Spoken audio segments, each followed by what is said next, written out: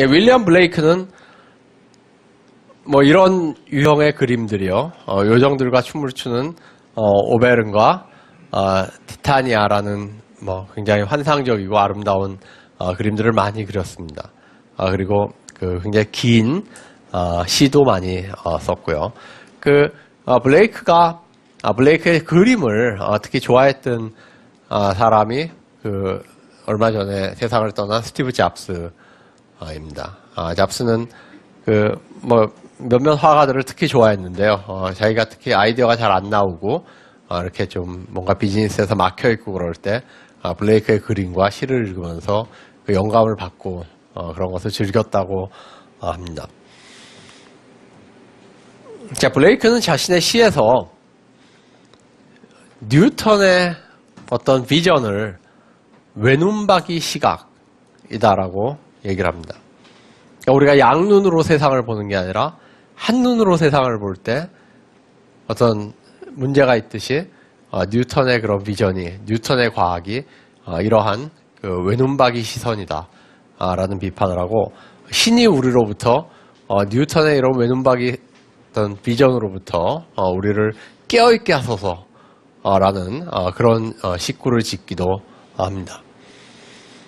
자, 여기서 드러나듯이 블레이크에게 있어서 뉴턴은 정말 참된 상상력을 갖는 그런 시인이나 예술가와는 대척점에 있는 그런 존재였습니다. 자, 그런 생각들을 잘 담아낸 블레이크의 그림이 뉴턴이라는 그림입니다. 1795년에 그려졌고요. 자, 뉴턴이 여기서 굉장히 불편한 자세로 꾸부정한 상태로 그림을 그리고 있습니다. 여러분들 저 자세를 한번 해보세요. 굉장히 힘듭니다. 예, 아주 어려운 자세예요. 여러분, 상당히 불편한 형태로 뉴턴을 만들어 놓고 뭔가를 보고 있는데요. 한쪽 손가락으로는 그걸 가르치면서 다른 손에는 컴파스가 쥐어져 있습니다. 아까 저희가 그 볼테르의 책의 표지 그림을 봤을 때 뉴턴의 손에 컴파스가 쥐어져 있는 것을 알 수가 있었습니다. 근데 여기서도 뉴턴의 손에는 컴파스가 쥐어져 있습니다.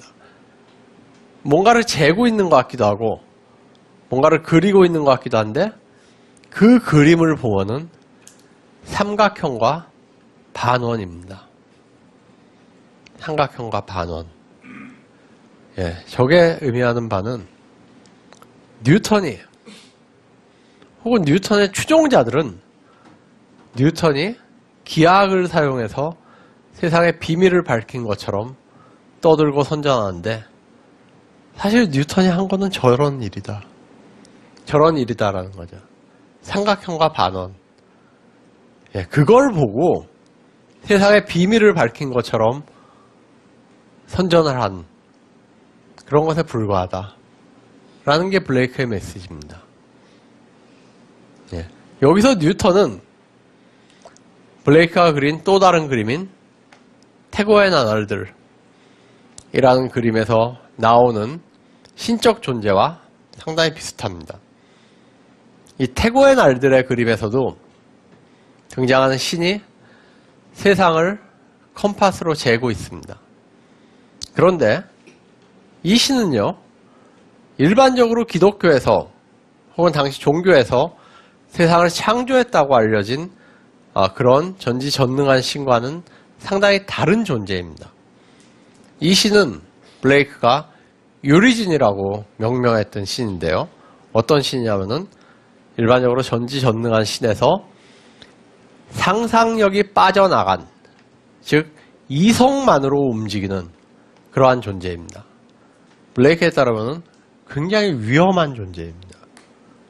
예, 이성만으로 세상을 재려고 그러는, 컴파스만으로 세상을 재단하려고 그러는 그러한 신입니다.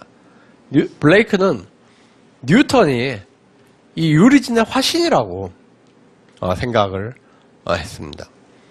컴파스로 세상을 이해하려고 그러고, 간단한 기하학적 도형을 통해서 마치 우주의 전체적인 비밀을 알아낸 것처럼 얘기를 하지만은 실제로 정말 우주에서 중요한, 우리에게 중요한 어떤 감각 경험들, 제1차 성질들, 이런 것들을 다 앗아가 버린 그런 위험천만한 인물이다 라고 생각을 하고 비판을 했던 것입니다.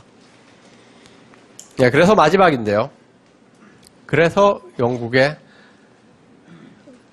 대형 도서관 앞에 이 조각품이 세워졌을 때 영국 과학자들이 항의 서한을 보냈던 것입니다.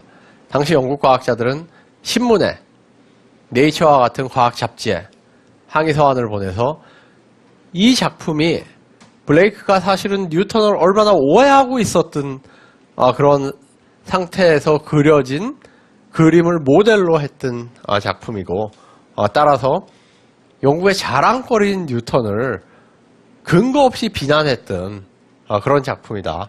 그러니까 사실 영국이 자랑하는 또 다른 자랑거리인 그 대형 도서관 앞에 놓여져서는 안 되는 그런 작품이다라고 주장을 했습니다. 물론 그런 주장에 대해서 이제 또 다른 입장, 그런 주장에 동의하지 않는 다른 서한들이 또 들어오고 출판이 되고, 그러면서 약간의 작은 논쟁이 벌어졌는데요. 그 작은 논쟁의 결론은 흥미롭습니다. 왜냐하면 결국 이 조각품은 남았고요. 그 결론 중에 하나는 어떤 것이었냐면은 영국이 자랑할 수 있는 게 뉴턴만이 아니다. 뉴턴 같은 과학자만이 아니라 오히려 그런 과학의 위험에 대해서 그 당시에 지적을 하고 그런 비판을 가할 수 있었던 블레이크의 인문학 정신도 사실은 뉴턴만큼이나 영국이 자랑할 수 있는 그런 것이다.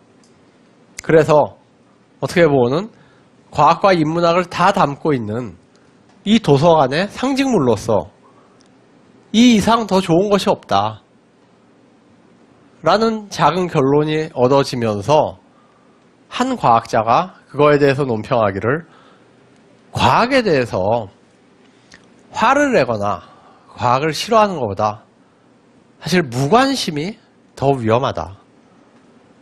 그러니까 인문학자들이 과학에 대해서 어떤 얘기를 걸어주고 비판을 하더라도 과학에 대해서 관심을 가지고 하는 것이 더 의미가 있는, 심지어 과학에 대해서 약간 화를 내고 과학을 싫어하고 그러더라도 과학에 관심을 갖는 것이 훨씬 더 중요하고 의미가 있는 것이지, 아예 그냥 우리는 몰라. 우린 과학 몰라. 관심도 없어. 니들끼리 해. 라고 하는 것은 특히 지금 시대에 과학이 이렇게 중요해지고 과학이 점점 더 우리의 삶에 깊숙이 침투해 들어오는 지금 이 시대에 더 위험하다라는 것이 당시의 메시지 중에 하나였던 것입니다. 그래서 저는 오늘 강의의 마지막으로 이 메시지를 다시 한번 여러분들께 전달해 드리고 싶습니다. 과학에 대한 무관심은 과학을 싫어하는 것보다 더 위험하다. 여기서 강의 마치겠습니다. 고맙습니다.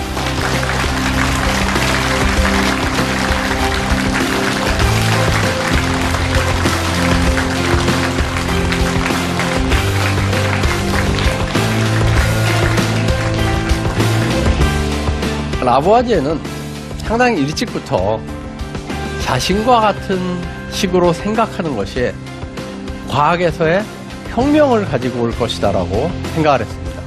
이것이 자기가 찾아 헤매던 산소구나, 새로운 공기구나, 과학이 자연에 존재하는 진리를 이렇게 가다가 죽는 것 같은 푸는, 그 이전까지 우리가 과학이라는 것을 바라보았던 어떤 관점을 말 그대로 혁명적으로 바꿔버립니다.